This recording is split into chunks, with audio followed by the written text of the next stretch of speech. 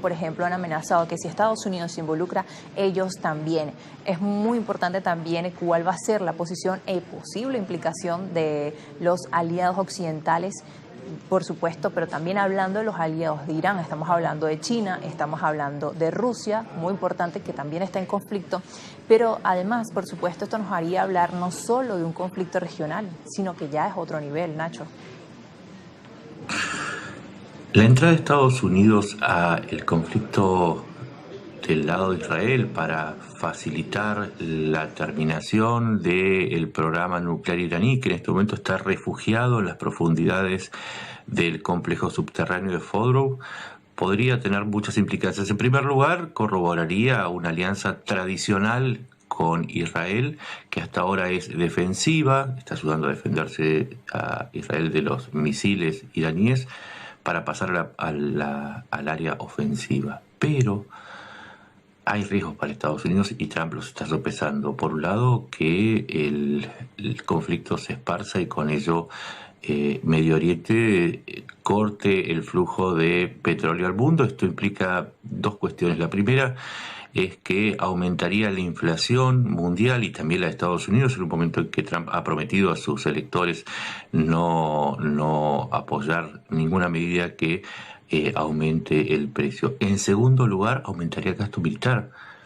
Un involucramiento de Estados Unidos implicaría que el costo desproporcionado que tiene una guerra se traslade hacia el presupuesto de Estados Unidos en el momento en que pidieron contener el gasto. De manera que la decisión de Trump de tomarse 2 semanas no es sencilla, no es ilógica y tiene motivos en contra y a favor. Ahora hay que ver qué es lo que va a decidir Donald Trump.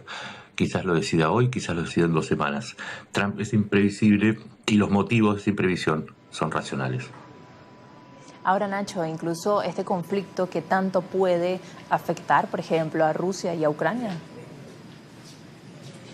Poca gente entiende hasta qué punto están relacionados los conflictos en Medio Oriente y el de Ucrania.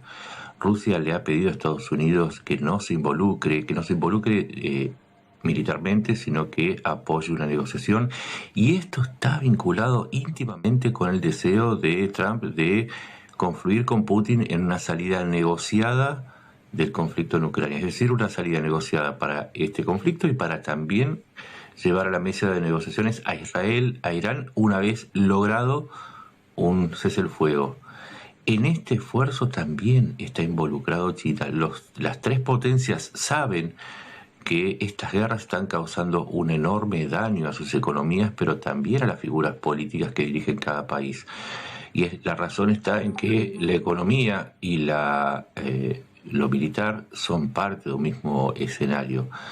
De manera que también hay que pensar que estos esfuerzos podrían llevar a que el conflicto en Ucrania tenga una definición mucho más rápida, habida cuenta que si Estados Unidos decidiera apoyar a Ucrania o retirarse, podría marcar un final diferente para este conflicto. Y esto está relacionado justamente por el vínculo que tiene Trump con Putin en ambos escenarios.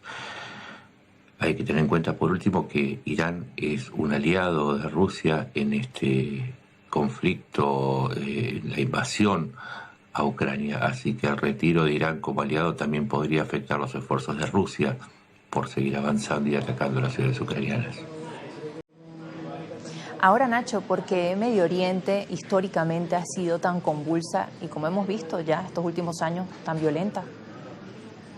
Medio Oriente siempre fue una zona de conflictos. Si uno va a los fines de la historia, al principio de la historia, es ahí donde se desarrollan guerras y enfrentamientos. Y esto tiene que ver con 3 factores. El primero es que es un mosaico de razas y religiones. No solamente se trata del conflicto entre persas de Irán y judíos de Israel, sino también están los palestinos. Están los países árabes que atacaron también junto con los palestinos a Israel en el momento de su fundación. Hay un segundo factor que es la existencia de petróleo y gas. El petróleo es lo que mueve a la economía del mundo, y la distribución y el acceso o la oferta y demanda de petróleo marca todos los conflictos vinculados también a Medio Oriente. Y el tercer factor es que los países de la región tienen proyectos políticos absolutamente diferentes, que van desde una democracia diversa en Israel hasta una teocracia en Irán, o si se prefiere también regímenes populistas como el que existía en la Siria de Al-Assad, o monarquías petroleras como existen en los Emiratos petroleros. Es decir, confluyen muchas líneas de tensión, y eso es lo que ha alimentado, junto con la existencia de grandes intereses económicos, los conflictos en Medio Oriente, y por lo menos a largo plazo y a corto plazo no se prevé una salida a tantas tensiones. Es la zona en donde confluyen las placas tectónicas, políticas, étnicas y religiosas. Los terremotos eran previsibles. Muchísimas gracias Nacho por acompañarnos este viernes de Noticias Globovisión Internacionales, parte de cómo se encuentra entonces Medio Oriente, históricamente además cómo ha sido tan convulsa, y además también lo importante de lo que han sido las religiones en este aspecto.